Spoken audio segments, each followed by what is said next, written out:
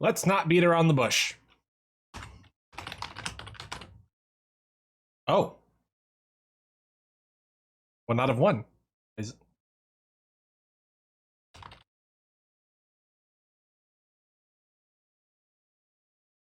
what?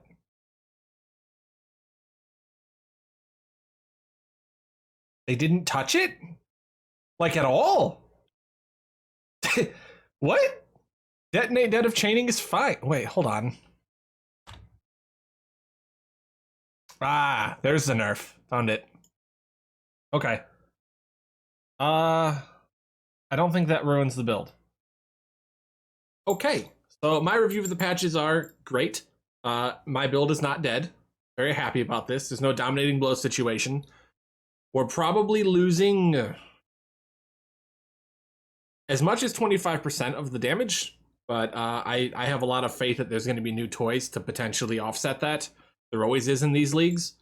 The big thing we're losing is the Wildwood Ascendancy, which gave us corpse life scaling and then also Unearth. So that's not great, but there's other opportunities to be had in that regard.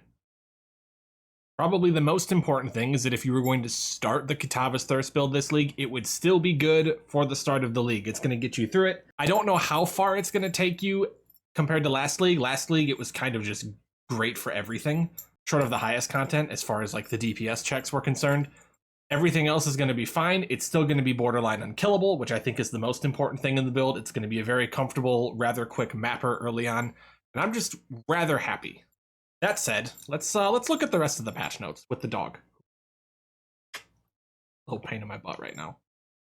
A lot of stuff I should mention was brought up in the live stream, talking about how there's going to be tier 17 maps and all this content kind of bridging the top boss or the pinnacle bosses to the uber pinnacle bosses. We're getting uber versions of other bosses in these T17 maps.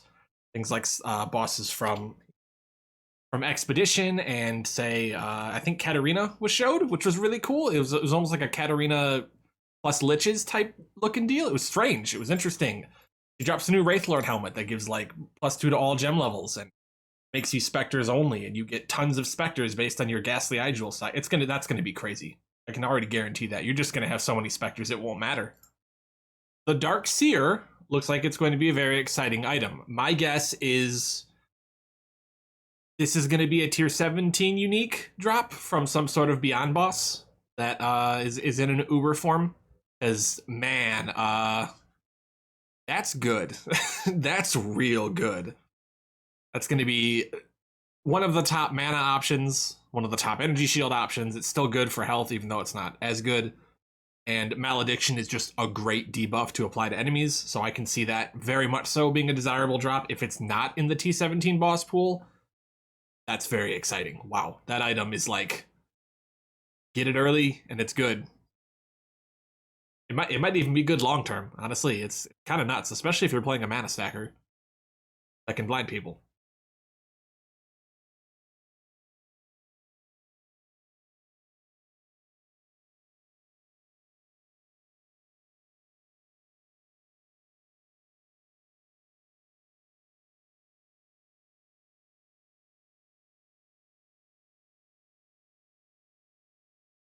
Third dog.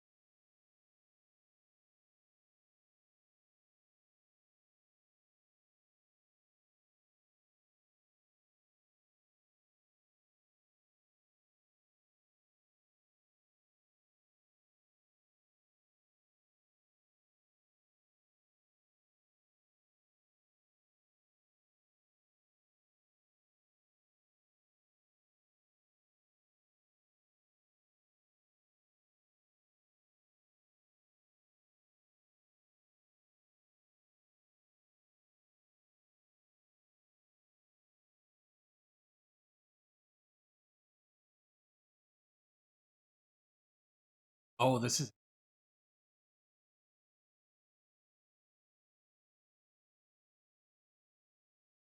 is very interesting here.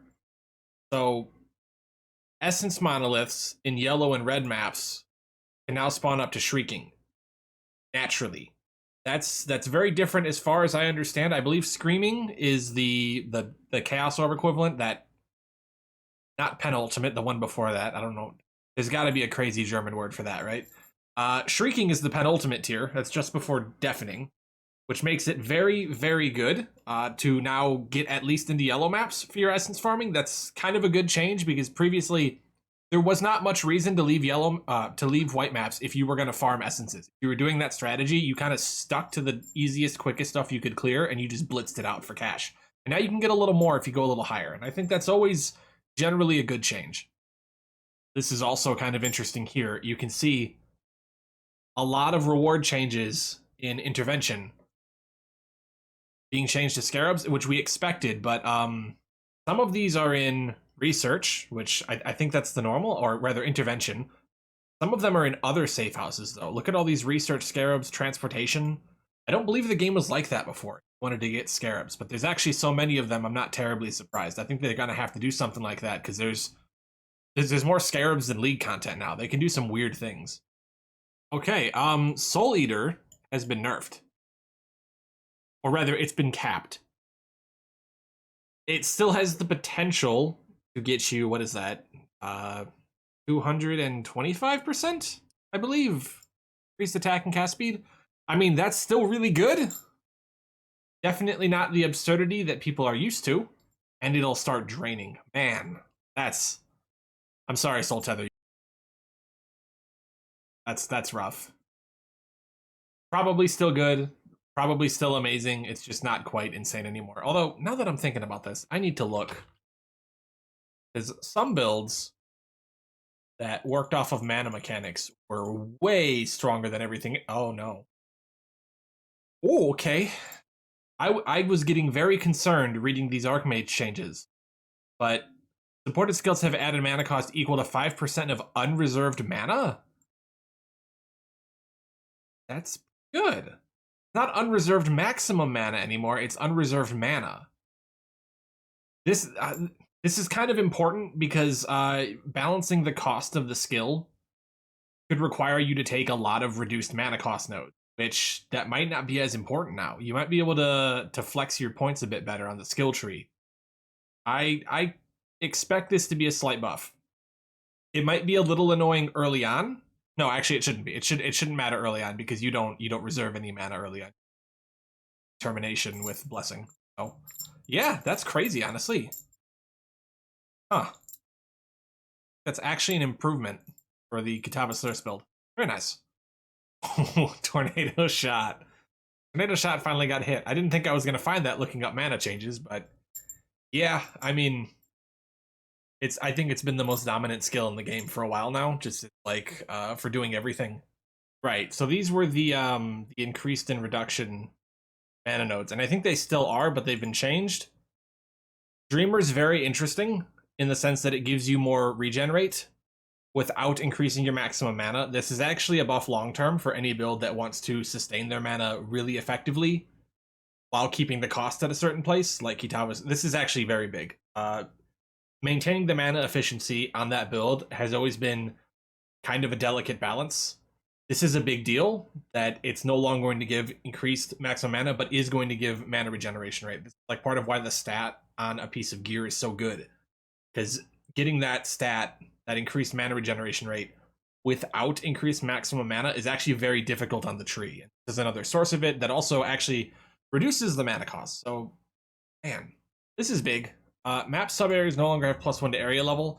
If you were an Abyss enjoyer, this hits you a little bit. Maybe not if you were an Abyss enjoyer last league, because Abyss was enjoyed a very different way.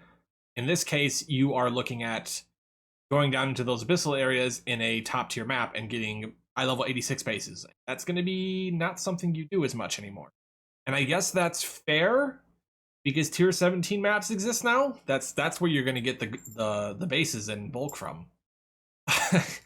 and I guess we're just getting every single map device crafting option this league. Honestly, I think that's great. I guess that means 7th gate is gone. I haven't really. Yeah, I like this change, honestly. It seems a little silly that you would hide that, right? Just let people go do the content, especially with Scarabs going the way they are. This makes a lot of sense. This makes a lot of sense.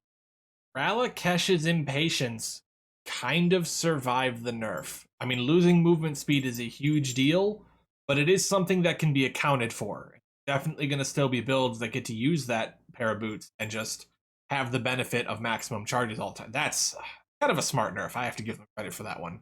Because there's definitely some builds that are going to be like, I can't do that, but there's other builds that are going to be like, I can make that work. Yeah, you don't want a pair of boots to be too dominant like that, just like you wouldn't want a belt to be overly dominant. No! Can't get the Void anywhere except from Shaper, Elder, and Maven now. Man.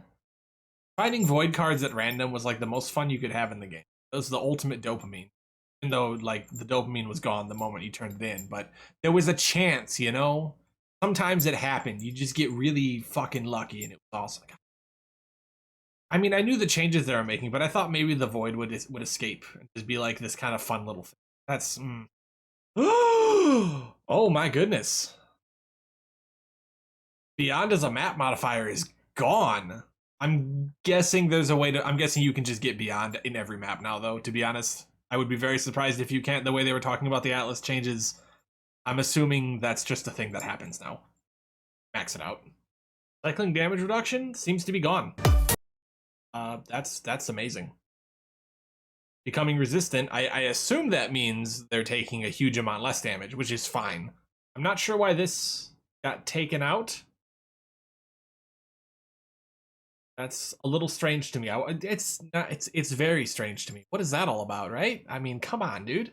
They really want to push people into tier 17s for certain item level breakpoints. Fair, I guess, right? I mean, if there's more. No, Gwendon's not mentioned, so you can still get bases from there. Okay, I mean, Expedition's going to be a little more valuable than I think people might give it credit for, especially if you're in Soul Cellfound. Oh, no. This is tragic. Playing rare monsters give increased gem experience is gone. Most of these I wasn't too upset about, but that really sucks, man. Getting your gems leveled up is like such an important part of the game. It's you know, I guess I shouldn't complain. It's gonna push more people into Labyrinth, which is fine. You can level a gem pretty quick in Labyrinth, so why have this? Honestly, it probably confused people while leveling. I have to give them that.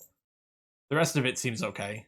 It says they're also rarer though, but they like remove the common ones, so does that mean that even the rare ones are much rarer? Which I understand, but that was a problem last league because of how Abyss interacted with the Wisp mechanic.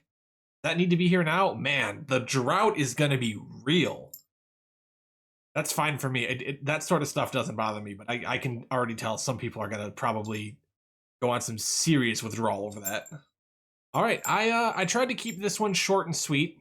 I was mostly looking for things related to my build guide, which I now need to pretty much immediately start working on. Probably not with the dog involved, but I have to say, it feels like every league recently they've just kind of slapped me, and I've kind of been left reeling, thinking about how I'm going to handle it. This league, small slap. It's going to be fine. There's enough here to work with, probably to make up the difference, which is like a very bold thing to say without knowing much. But I have faith that getting the corpse life scaling right, getting the mana right, all of that back to, maybe not necessarily back to where it was, but using other sources to make up for the losses is going to be very possible. I think the big key is going to be looking at some of those new belts that they were teasing. They had some shown that affected your mana flasks, and using a mana flask to maintain your mana isn't really as crazy as it was, say, 2 years ago. You can get things that basically give you permanent uptime, and yeah, that'll get the job done for sure. Especially with the Archmage changes, I can see that making controlling the mana cost of the skill much easier, especially for getting to that particular breakpoint that we're always after. I'm very hopeful for it. The build isn't losing any tank, which is a huge deal, like an absolutely tremendous, massively deal. Okay. To make sure determination didn't go away all of a sudden. Yeah, no, I'm excited. I think this has the potential to be one of the better leagues yet. If you haven't seen the trailer or the actual announcement video, I'm going to have those in the description because some of the context here is lost. I don't want to throw like a 2-hour long video at you. I'm not a big enough YouTube channel for people to care. But if you enjoyed the Kitava's Thirst build, it's going to work at the start, and I get the feeling it's going to work just as well long term, but there's going to be some figuring out. I will probably be live streaming a lot of my League play because I have a new computer, and it's much stronger than the old one. So gone are the days of constant horrible frame drops while I'm doing simple content, and in fact, probably looking smoother than ever, even while the skill and build is more graphically intensive than ever. So that's very nice. Have a good one, Exiles.